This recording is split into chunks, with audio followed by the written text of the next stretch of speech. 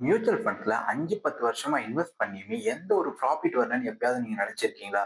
அப்படி இல்லாட்டி, இப்பதான் நான் முறையா மியூச்சுவல் ஃபண்ட்ஸ்ல இன்வெஸ்ட் பண்ண போறேன்னு இருக்கிற நபரா இருந்தீங்கன்னா, இந்த வீடியோ உங்களுக்கானது தான். மியூச்சுவல் ஃபண்ட்ஸ்ன்றது பார்த்தீங்கன்னா, ஒரு மிகப்பெரிய கடல் மாதிரி. அதுல நம்ம தப்பா இன்வெஸ்ட்மென்ட் பண்ணிட்டோம்னா, நம்ம பெரிய லாஸ ஃபேஸ் பண்றதுக்கான நெறையவே பாசிபிலிட்டீஸ் இருக்கு. அதனால தான் எப்போதுமே மியூச்சுவல் ஃபண்ட்ஸ்ல இன்வெஸ்ட் பண்றதுக்கு முன்னாடி, சில பேசிக்கான விஷயத்த நம்ம தெரிஞ்சுக்கிட்டு தான் இன்வெஸ்ட் பண்ணணும்.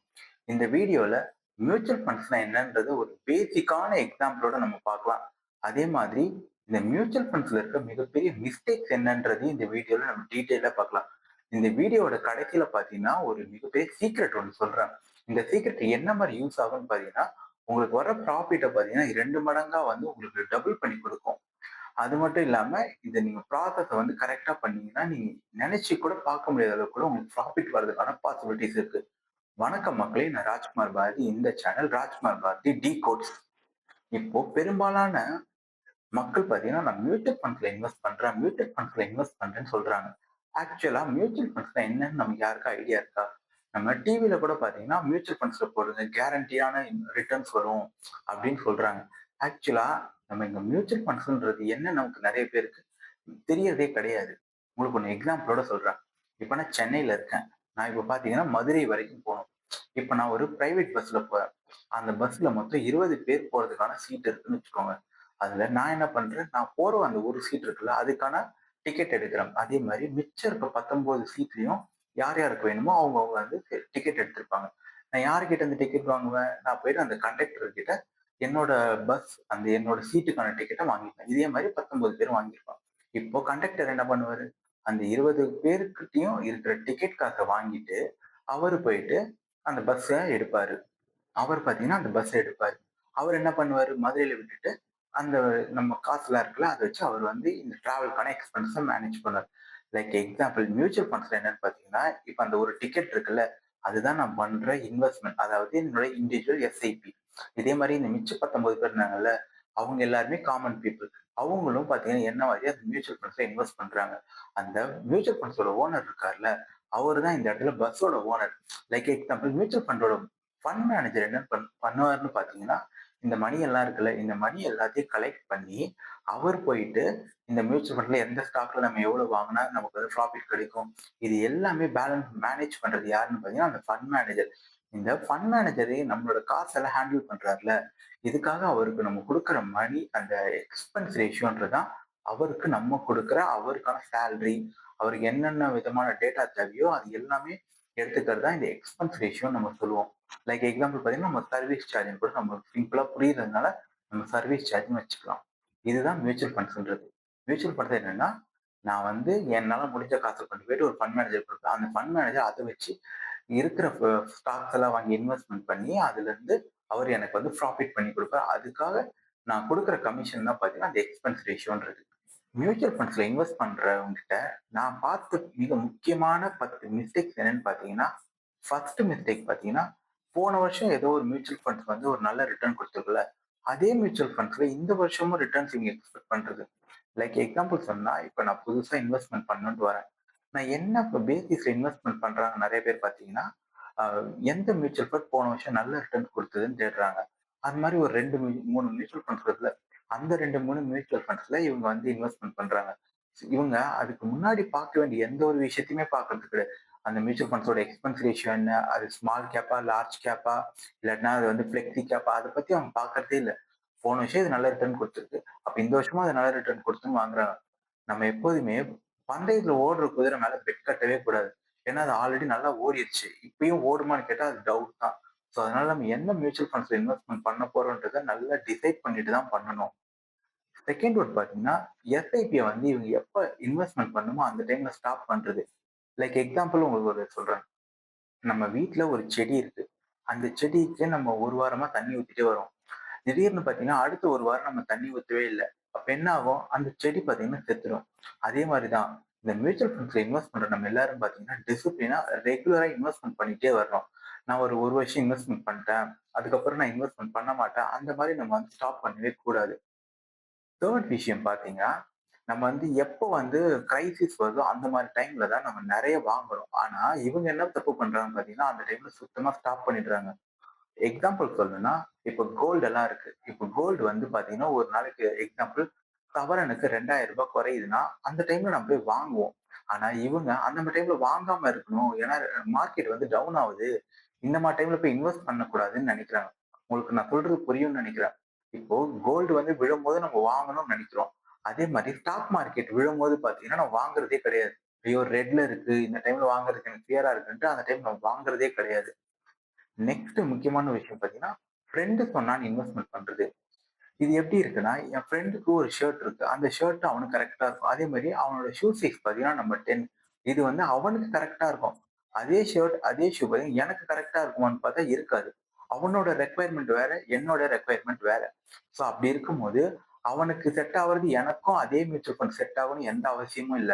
அவனுக்கோட ரெக்வயர்மென்ட் வேற. அப்படி இருக்கும்போது எனக்கு எந்த மியூச்சுவல் ஃபண்ட் செட் ஆகுமோ, நான் அதுதான் இன்வெஸ்ட்மென்ட் பண்ணணும். நெக்ஸ்ட் விஷயம் பார்த்தீங்கன்னா, நான் கோலே நம்ம இன்வெஸ்ட்மென்ட் பண்றது. இப்ப நான் வந்து எதுக்காக மணி சேர்க்கிறேன்றதே தெரியல என்ன பண்ணுவேன்? ஒரு 1 இயர் நான் இன்வெஸ்ட்மென்ட் பண்ணியிருப்பேன். அதுக்கப்புறம் அதுல இருக்க காச பார்த்தோனே நம்ம வித்ட்ரா பண்ணிடலாம். நம்ம எங்கேயாவது டூர் போலாம். இல்லாட்டா ஏதோ ஒரு ஐஃபோன் வாங்கலாம். இல்லாட்டா நம்ம வந்து எங்கேயாச்சு மூவிக்கு போலாம். இந்த மாரி ட்ரெஸ் எடுக்கலாம். இந்த மாரி தாட் தான் வரும். ஆனா இதுவே நான் ஒரு கோல் பேஸ்டா நான் இன்வெஸ்ட்மென்ட் பண்ண ஆரம்பிச்சேன்னா, நான் அதுல இருந்து என்னைக்குமே பார்த்தீங்கன்னா, அத வந்து ரீடீம் பண்ணணும்னு நினைக்க மாட்டேன். அது லாங் டெர்ம்க்காக நான் குரோ பண்ணி விடுவேன். இது என் பையனோட ஸ்கூல் ஃபீஸோ, இல்லாட்டினா வேற ஏதோ ஒரு பேசிக்கான கோல் வச்சிருக்கேன். ஒரு கார் வாங்கணும். அது மாரி ஏதோ ஒரு கோல் வச்சிருந்தேன்னா, அத நான் ஈஸியா எடுக்கவே மாட்டேன். நெறைய பேர் மியூச்சுவல் ஃபண்ட்ஸ்ல இன்வெஸ்ட் பண்ணிட்டு ஷார்ட் டெர்ம்ல நல்ல ப்ராஃபிட் வேணும்னு எதிர்பார்க்குறாங்க. ஒரு சில மியூச்சுவல் ஃபண்ட்ஸ்லாம் ஒரு சில எக்ஸாம்பிள் சொல்லணும்னா கோல்டு. கோல்டு பார்த்தீங்கன்னா, லாஸ்ட் 1 இயர்ல நல்லாவே ரிட்டர்ன் குடுத்துருக்கும். அதே மாதிரி எல்லா வருஷமும் நம்ம குடுக்கும்னு எதிர்பார்க்கவே கூடாது. ஏன்னா கோல்டுன்றது போன வருஷம் ஏன் ஏறுச்சுன்னு பார்த்தீங்கன்னா, நெறைய வார்ஸ் நடந்தது. இந்தியாவுக்கும் பாகிஸ்தானுக்கும் ஒரு வார் போயிட்டு இருந்துச்சு. இஸ்ரேலுக்கும் அமெரிக்காவுக்கும் ஒரு வார் போயிட்டு இருந்துச்சு. இந்த வார்னால பார்த்தீங்கன்னா, கோல்டோட ரேட் வந்து நல்லா ஏறுச்சு. ஆனா நெக்ஸ்ட் இயர் இதே மாரி ஏறுமான்னு கேட்டா கண்டிப்பா ஏறாது. பிகாஸ் இது வந்து ஒரு அன்எக்ஸ்பெக்டட் ஈவென்ட்னால ஏறுச்சு. ஆனா இதே மாரி நான் இந்த டைம்ல ப்ராஃபிட் பண்ண மாரி எல்லா டைமும் பண்ணுவேன்னு நம்ம நெனைக்கிறதே ரொம்ப ஒரு முட்டாள்தனமான ஒரு விஷயம். நெக்ஸ்ட் பார்த்தீங்கன்னா, எமர்ஜென்சி ஃபண்டே இல்லாம இன்வெஸ்ட்மென்ட் பண்ண வருது. ஏன் இங்க நான் எமர்ஜென்சி ஃபண்ட் ரொம்ப இம்பார்ட்டன்ட்ன்னு சொல்றேன்னு பார்த்தீங்கன்னா, எனக்கு நெக்ஸ்ட் 6 மந்த்ஸ்ல என்ன வேணா செலவு வேணா வரலாம். ஏதாவது ப்ராப்ளம் கூட வரலாம். அந்த மாரி டைம்ல என்கிட்ட காசு இல்லன்னா என்ன ஆகும்? நான் இந்த இன்வெஸ்ட் பண்ணியிருக்கேன்ல, இதுல தான் எடுப்பேன். ஆனா இதுவே எனக்கு ஒரு எமர்ஜென்சி ஃபண்ட் இருந்துச்சுன்னா, நான் எமர்ஜென்சி ஃபண்ட்ல இருந்து என்னோட ப்ராப்ளம சால்வ் பண்ணிட்டு, நான் இந்த இன்வெஸ்ட்மென்ட்ல கை வைக்க மாட்டேன். ஸோ அதுக்கு தான் அது ரொம்ப இம்பார்ட்டன்ட். நெக்ஸ்ட் முக்கியமான விஷயம் என்னன்னு பார்த்தீங்கன்னா, இன்ஃப்ளேஷன். இன்ஃப்ளேஷன் என்ன பார்த்தீங்கன்னா, விலை ஏற்றம். போன வருஷம் என்னால ரூ. 100 குடுத்து ஒரு பொருள வாங்க முடியுதுன்னா, அது இந்த வருஷம் ரூ. 110 ரூ. 120 இருக்கும். ஸோ இத நான் வந்து பேலன்ஸ் பண்ணணும். அதுக்கு தான் நம்ம இன்வெஸ்ட்மென்ட் பண்றோம்ல, குறைஞ்சபட்சம் ஒரு 10லருந்து 12% வரா மாரி இருந்தா தான், நம்மளால வந்து பார்த்தீங்கன்னா, நம்ம இன்வெஸ்ட்மென்ட் வந்து குரோ ஆயிருக்குன்னே அர்த்தம். ஏன் அப்படி சொல்றேன்னு பார்க்குறீங்கன்னா, இந்தியால இன்ஃப்ளேஷன் வந்து 6% இருக்கு. இப்போ நான் பேங்க்ல போய் வைக்கிறேன்னா, அது 5% 6% கிடைக்கும். அதனால எனக்கு எந்த ஒரு பயனுமே கிடையாது. அதனால தான் நம்ம போய் இன்வெஸ்ட்மென்ட் பண்றது வந்து மினிமம் 10லருந்து 12% அந்த ரேஞ்சுல இருக்கணும்னு சொல்றது. அதனால தான் நம்ம மியூச்சுவல் ஃபண்ட்ஸோ, நம்ம ஸ்டாக்ஸ்லயோ இன்வெஸ்ட்மென்ட் பண்றோம். நெக்ஸ்ட் மிக முக்கியமான ஒரு விஷயம் என்னன்னு பார்த்தீங்கன்னா, என்கிட்ட ஒரு 10, 15 மியூச்சுவல் ஃபண்ட்ஸ் நான் வந்து இன்வெஸ்ட் பண்றது. இந்த லார்ஜ் கேப்ல 2, ஸ்மால் கேப்ல 2, ஃப்ளெக்ஸி கேப்ல 2, கோல்டு, சில்வரு, என்னென்ன மிட் கேப் என்னென்ன விதமான மியூச்சுவல் ஃபண்ட்ஸ் இருக்கோ, எல்லாத்துலயும் ஒரு 2, 3 ஃபண்ட் இன்வெஸ்ட் பண்றேன். இந்த மாரி பண்றது பார்த்தீங்கன்னா, ரொம்ப முட்டாள்தனமான விஷயம். நம்மகிட்ட மேக்ஸிமம் 4லருந்து 5 ஃபண்ட் இருந்தாலே போதும்.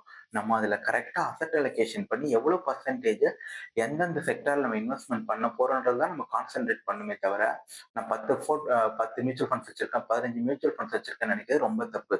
ஒரு எடுத்துக்காட்டு சொல்றேன். உங்ககிட்ட 10 மியூச்சுவல் ஃபண்ட்ஸ் இருக்குன்னா, நீங்க குறைஞ்சபட்சமா ஒரு மியூச்சுவல் ஃபண்ட்ல 10% தானே இன்வெஸ்ட்மென்ட்டே பண்ண முடியும். அப்படி இருக்கும்போது அது என்ன உங்களுக்கு ப்ராஃபிட் குடுத்துரும். அதனால தான் நம்ம வந்து 4லருந்து 5 ஃபண்ட் மட்டும் வச்சுட்டு அதுல ஒரு 25% இல்லன்னா 20% அந்த மாரி இன்வெஸ்ட்மென்ட் பண்றது தான் ரைட்டான ஒரு விஷயமா இருக்கும். நெக்ஸ்ட் பார்த்தீங்கன்னா, இந்த ரெகுலர், டைரக்ட்ன்னு இருக்கும். லைக் எக்ஸாம்பிள் சொன்னா, Nifty 50 direct growth, Nifty 50 regular growth இந்த மாதிரி இருக்கும். இந்த மாரி விஷயங்கள்ல பார்த்தீங்கன்னா, 1% டிஃபரன்ஸ் வரும். ஆனா இந்த 1%ஏ பார்த்தீங்கன்னா, 10 வருஷத்துல நமக்கு சில லட்சங்கள் வந்து மிஸ் ஆவதற்கான சான்சஸ் இருக்கு. இப்ப டைரக்ட்னா என்ன அர்த்தம் அப்படின்னு பார்த்தீங்கன்னா, இப்ப நான் வந்து மியூச்சுவல் ஃபண்ட் இப்ப எக்ஸாம்பிள் நிஃப்டி 50 மியூச்சுவல் ஃபண்ட்ஸ்ல இன்வெஸ்ட் பண்ணியிருக்கேன். அப்படின்னா என்ன அர்த்தம்? நிஃப்டி 50ல இருக்க எல்லா கம்பெனிலயும் மியூச்சுவல் ஃபண்ட்ஸ்காரங்க ஒரு சர்டைன் பெர்சன்டேஜ்ல வாங்கியிருப்பாங்க. அதுலேருந்து வர டிவிடெண்ட்ட என்ன பண்ணுவாங்கன்னு பார்த்தீங்கன்னா, டிவிடெண்ட்னா என்னன்னா, அந்த கம்பெனி வந்து ஒரு ஒரு குவார்ட்டருக்கும் ப்ராஃபிட் பண்ணியிருக்கும். அந்த ப்ராஃபிட்ல இருந்து ஒரு பெர்சன்டேஜ இன்வெஸ்டர்ஸ்க்கு எல்லாருக்கும் பார்த்தீங்கன்னா, அவங்க டிவிடெண்டா ரிட்டர்ன் குடுப்பாங்க. அந்த டிவிடெண்ட்டையும் அகைன் என்ன பண்ணுவாங்கன்னா, இந்த மியூச்சுவல் ஃபண்ட்ஸ்ல இருக்கவங்க, அகைன் அதையுமே இன்வெஸ்ட் பண்ணுவாங்க. ஆனா, இந்த ரெகுலர் என்ன பண்ணுவாங்கன்னா, அந்த டிவிடெண்ட் இருக்குல்ல, அத வந்து அவங்க இன்வெஸ்ட்மென்ட் பண்ண மாட்டாங்க. இதுதான் இந்த சின்ன டிஃபரன்ஸ். ஆனா, இப்ப நான் என்ன ஆகுது, ரெகுலர்ல இருக்கும்போது அந்த இன்வெஸ்ட்மென்ட் பண்ணாதனால, எனக்கு ப்ராஃபிட் பார்த்தீங்கன்னா, சில பெர்சன்டேஜ் கம்மியா தான் வரும். ஆனா, இதுவே டைரக்ட்ல பார்த்தீங்கன்னா, எனக்கு 1 ஆர் 2% அதிகமா வரதுக்கு கூட பாசிபிலிட்டீஸ் இருக்கு. இந்த மாரி நான் பார்த்ததுல இந்த 10 மிஸ்டேக்ஸ் தான் நெறைய பேர் பண்றாங்க. இதுல நீங்க எந்த மிஸ்டேக்ஸ்லாம் பண்ணியிருக்கீங்கன்னு உங்களுக்கு தோணுதோ, அத இந்த வீடியோவோட கமெண்ட் செக்ஷன்ல சொல்லுங்க.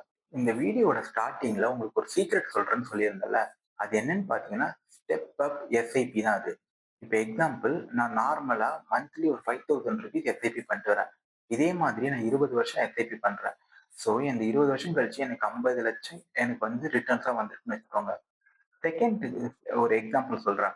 இப்போ நான் மந்த்லி ₹5000 இன்வெஸ்ட்மென்ட் பண்ணிட்டு வரேன். இப்போ நான் வருஷம் வருஷம் எனக்கு வர ஹைக்ல இருந்து அதாவது ஹைக்ன்னு என்ன சொல்றேன்னா, எனக்கு அப்ரைசல் வரும்ல. அந்த அப்ரைசல்ல இருந்து நான் ஒரு 10% எல்லா வருஷமும் இன்கிரீஸ் பண்ணி பண்றேன். லைக் எக்ஸாம்பிள் வருஷம் நான் ₹5000 இன்வெஸ்ட்மென்ட் பண்ணிட்டு இருந்தேன்ல, அத நான் 2வது வருஷம் ரூ. 5,500 இன்வெஸ்ட்மென்ட் பண்றேன். ஸோ இதே மாதிரி ஒரு வருஷமும் நான் ஆல்ரெடி இன்வெஸ்ட்மென்ட் பண்ணிட்டு இருந்ததுல இருந்து 10% நம்ம அதிகமா இன்வெஸ்ட் பண்றோம்னு வச்சுக்கோங்க. கிட்டத்தட்ட நான் அதே 20 வருஷம் நான் இன்வெஸ்ட் பண்ணேன்னா, கிட்டத்தட்ட எனக்கு பார்த்தீங்கன்னா, ஃபர்ஸ்ட் டைம்ல 50,00,000 வருதுன்னா, செகண்ட் டைம்ல 1லருந்து ரூ. 1,50,00,000 வரைக்கும் எனக்கு ப்ராஃபிட் வரும். இது எப்படின்னு பார்க்குறீங்களா? ஏன்னா நான் ஒரு வருஷமும் எனக்கு 10% இன்கிரீஸும் பண்ணிட்டு வரேன். ஸோ இப்ப இன்ஃப்ளேஷன் அட்ஜஸ்டடாவும் நான் இன்வெஸ்ட்மென்ட் பண்றேன். ஏன்னா போன வருஷத்த விட இந்த வருஷம் ருப்பியோட வேல்யூ கம்மியா இருக்கும். நம்ம இத பிரைஸ் ரைஸ் முன்னாடியே சொல்லியிருந்தோம்.